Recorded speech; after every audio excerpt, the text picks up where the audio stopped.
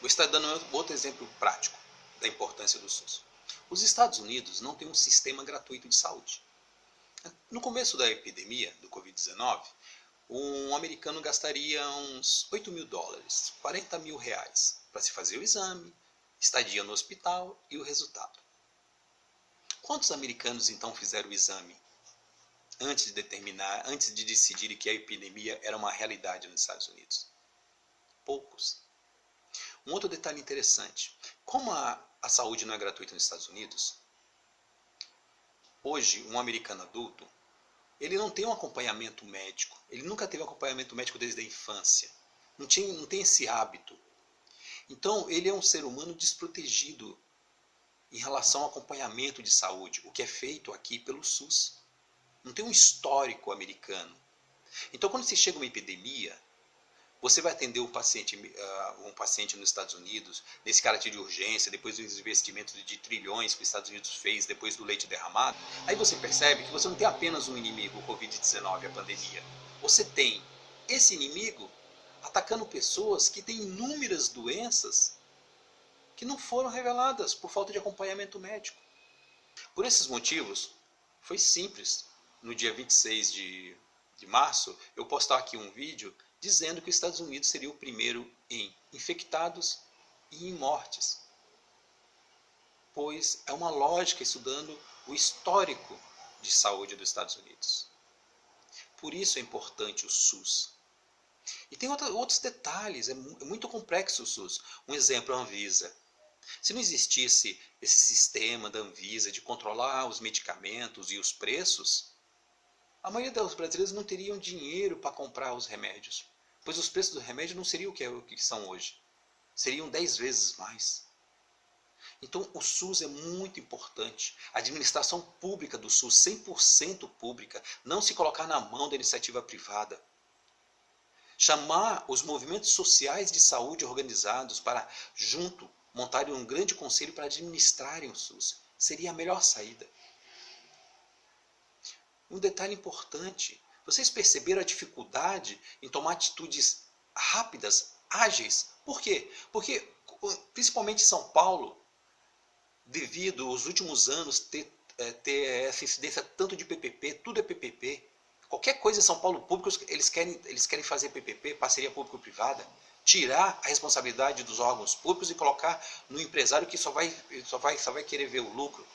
Então, nós não tivemos agilidade. Porque na hora de tomar uma decisão dessa, da pandemia, tem que se falar com vários empresários, tem que se falar com vários setores, que a primeira coisa que eles vão pensar vai ser no lucro e não na vida. Solução? Estatiza tudo. Monta-se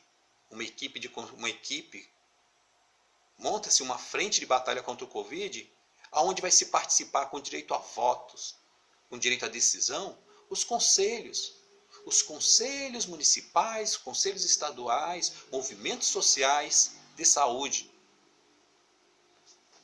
feitas pelo povo. Porque quem entende de saúde e o que deve ser feito para melhorar a saúde é o povo, é quem está no dia a dia, não é uma pessoa que simplesmente quer ver o lucro. O SUS é a única coisa que salva.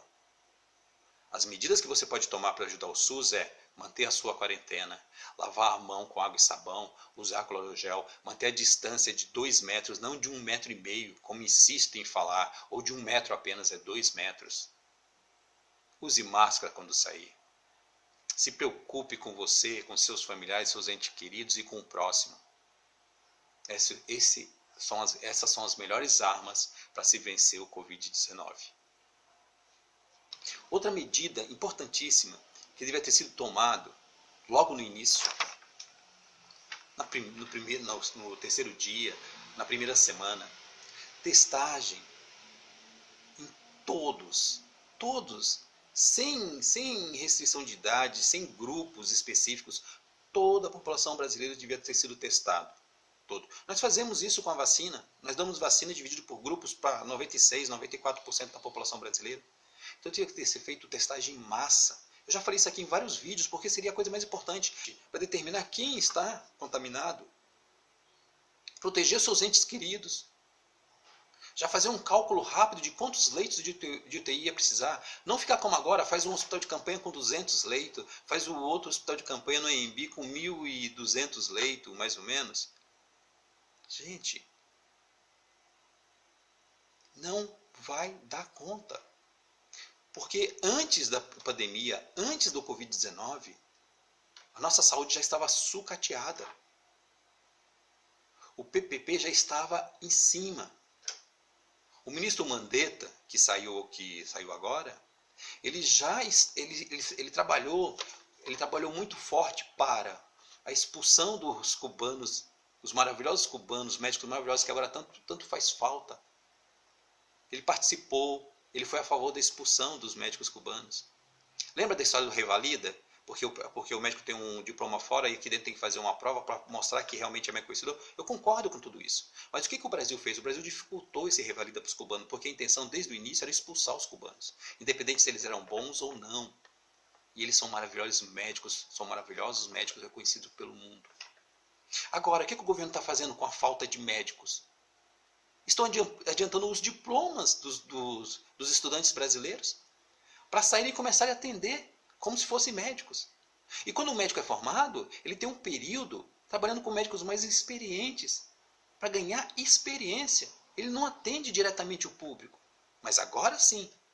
Então por que com os cubanos exigiram revalida? Chame os cubanos de volta, sejam humildes, peça ajuda para Cuba. O Brasil hoje, para vocês terem uma ideia, pegando os países mais conhecidos, é o último. O Brasil hoje é o último em testagem. Os Estados Unidos deve ter testado mais ou menos uns 3,5 milhões de testes que foram feitos nos Estados Unidos. Os Estados Unidos têm em torno de 330 milhões de habitantes, foram feitos 3 milhões de testes. Está primeiro na lista. O Brasil deve ter feito em torno de 65 testes. Em São Paulo, para vocês terem uma ideia, de 40 mil testes, 2 mil testes estragados, então não dá para ver o resultado. Restando os 28 mil testes mais ou menos, desses 28 mil, apenas uns 6, 7 mil saiu o resultado. Temos uma fila imensa esperando o resultado. Então por isso que eu já disse em vídeos anteriores, 26 de maio, 8 de abril, pode procurar aqui, que eu falava sobre o Brasil pode ser o primeiro. O Brasil deve ser o primeiro ou estar entre os 5 maiores na lista de infectados. Por quê? Falta de testagem. Agora está todo mundo com esse discurso, falando sobre a baixa quantidade de testes feitos no Brasil. Procura aqui. Eu já tinha falado isso dia 26 de maio. Eu tinha falado isso em 7 e 8 de abril. Então entendam que eu não sou especialista, apenas faço parte do povo. Agora, se eu conseguir perceber isso em 26 de maio e em 8 de abril, por que as autoridades não perceberam isso? Por que demoraram tanto de ver o óbvio? Precisamos de agilidade na saúde. Precisamos esquecer o lucro. Precisamos pensar só na vida. Governo, garanta a vida, garanta os salários, garanta o alimento para todos que ficarem de quarentena. Uma maneira simples, se você se mantém em quarentena, você terá o seu salário garantido. Se for desempregado, terá um salário garantido pelo governo. Receberá a cesta básica na sua casa.